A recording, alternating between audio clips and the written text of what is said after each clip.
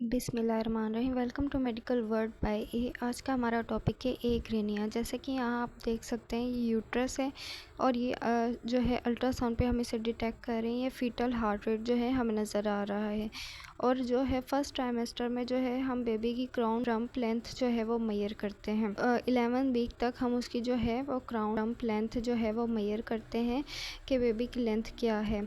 यहाँ पे आप देख सकते हैं कि ये जो है वो क्रेनियल वॉल्ट जो है बेबी का वो बना हुआ है।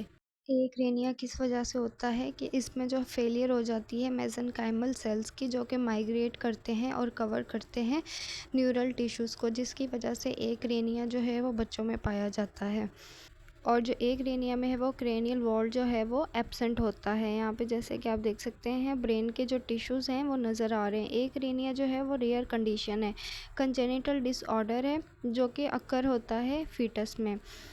ये फ्लैट बोन्स जो होती हैं क्रेनियल वॉल्ट की वो कम्प्लीटली या पार्शली जो है वो एब्सेंट होती हैं। जो सेरेब्रल हेमिस्फेयर है वो डेवलप तो होता है लेकिन वो कम्प्लीटली नहीं होता, एबनॉर्मली होता है। यहाँ पे आप देख सकते हैं कि ये जो है फीटस का जो ब्रेन जो है वो नज़र आ रहा है लेकिन इसका जो वॉल्ट है वो नहीं बना।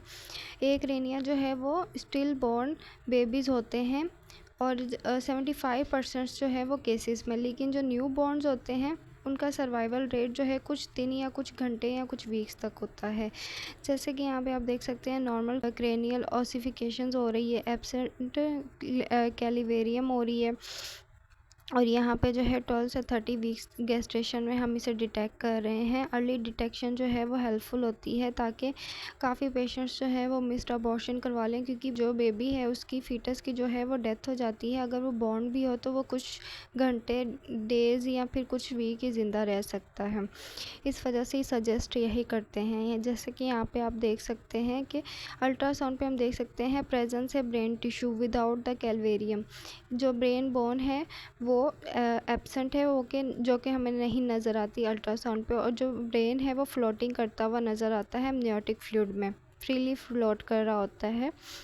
और पॉलीहाइड्रोमनियाज होता है जो है बेबी जो है वो पेट में जो है वो ज़्यादा पानी आ जाता है, जैसे कि यूट्रस है, प्लेसेंटा है और यहाँ पे क्रेनियल वॉल्ट जो है ये नज़र आ रहा है।